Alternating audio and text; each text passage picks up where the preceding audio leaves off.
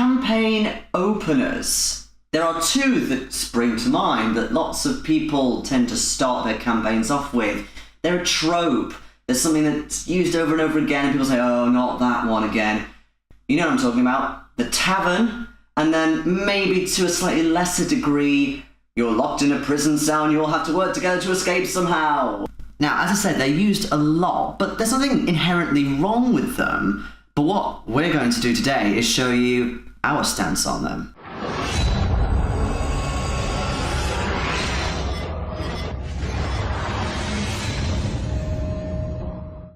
The story begins in the Goblin's Spear, and of course there's plenty of food and drink to be had. Oh yes, I really want some of that. Oh, but wait a minute, don't we need to go and speak to that tall dark stranger over there in the corner? Dark stranger. The thing is, a tavern should be much more than just going to talk to somebody in the corner who provides a plot point or a MacGuffin. There's people who make a living in this place. There's people who come here every day to drink, to chat, to debate, to get angry at stuff. They bring all their woes and their rants, and, you know, a tavern should be full of that. If anything, plot points should be picked up from the regulars, not just some random dude with a cloak over him. What? You're telling me I had to come all this way and now I'm not even needed? I only had 3 lines. Out of my way, yes, and you. Wait, there's a dot there. So whether you're coming up for a tavern for a campaign starter or even just on the fly, because they are a recurring theme usually, then I tend to think of a couple of different points, and once I've done those, then lots of things tend to spill through from there. So for example, is it run down? Is it really posh and expensive? Is it somewhere in the middle? And that can then reflect on, okay, what kind of decor is there? What's on the walls? What kind of drink or food they're serving? Another thing is, okay, who runs the place? Is it just a human or is it somebody more exotic perhaps? And does that therefore affect what goes on in the tavern in the first place? So quite often when there's a chef, there's normally some disembodied person working in the back, like this guy. And they don't tend to talk very much, have much of a backstory, or in particular any character. But if we replace him with somebody like this, so somebody with much more memorable characteristics. He's got this huge fish here, massive cleaver. I mean, this fish, how do you think he caught that? Or if he didn't catch it himself, where did he get it from? Is it quite a rare delicacy, or is it something that is just the regular diet here? And also, who is he as a person? Does he have family? Are they here? Are they somewhere else, maybe abroad? Who knows?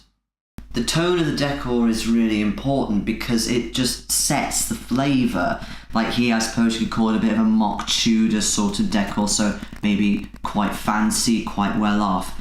This one, on the other hand, is more rustic, more run down potentially, and we've changed things a little bit, done a few tweaks to reflect that, like the straw beds over here. And obviously there's no cleaner, they become a bit superfluous. Now that we've given our tavern those personality quirks, now is the time to look at the encounter, the very first encounter of your campaign. Our campaign kicks off with a quite literal bang as the door to the tavern is kicked open by angry mobs armed with forks and torches. This is something that has come to a head after tension has risen over time. Why?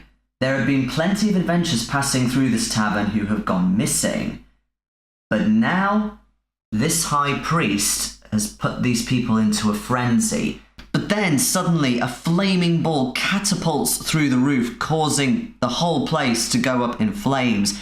And then, through the windows, come gnolls, attacking the NPCs and possibly the PCs.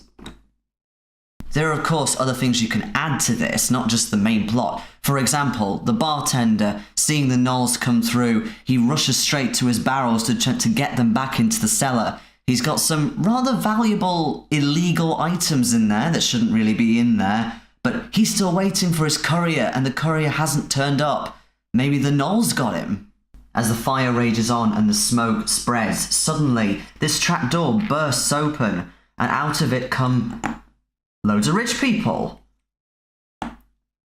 Maybe this isn't really a tavern after all. Maybe it's just a front for something completely different, like an illegal cockfighting arena, for example. And should the adventurers choose to come down to see what on earth is in this cave, they will be met with the last remnants of possibly the last cockfight that will ever happen down here.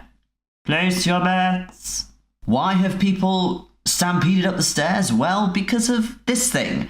It smelled all the chicken carcasses that unfortunately lost their matches, and it's hungry. What's more, because lots of rich people have competed in this cave, that's a lot of money that the creature can take. It can keep it as a hoard for itself, and what's more, it's untraceable.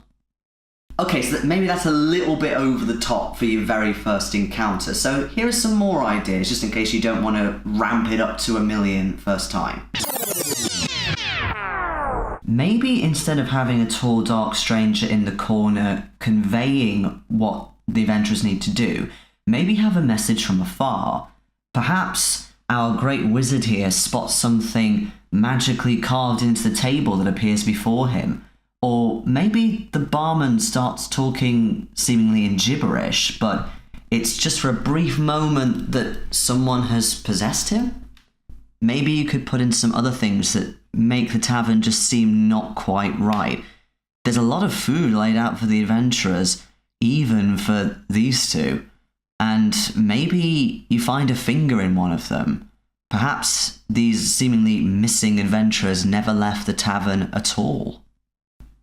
Maybe just for a brief moment, somebody thief-like slips in to tip somebody off or to drop something off secretively, discreetly, while being chased down by the town guard, but they manage to disappear before they find out her whereabouts.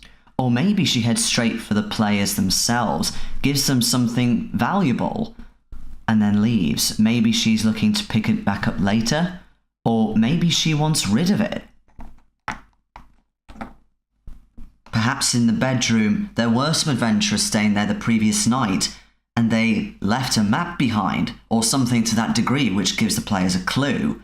Maybe they can finish what the other adventurers attempted to. After drinking in the bar all night, the players realise that this bard has been singing the same song over and over again about the same sword hidden in the same cave, in the same location that happens to be pretty close to the tavern. Maybe if they throw a few coins in the box, he'll reveal more, maybe sing the third and fourth verse. And there you have it, Pair of Geeks version of The Tavern. In our next video, we'll be doing The Prison. As always, thanks so much for watching, folks. And also, I just want to thank our Patreons as well. So we have Orba, Brandon Fishwick, Dave Poirier, Joy Mangina, and Mark Threlfall. Thank you so much, guys. See you in the next one.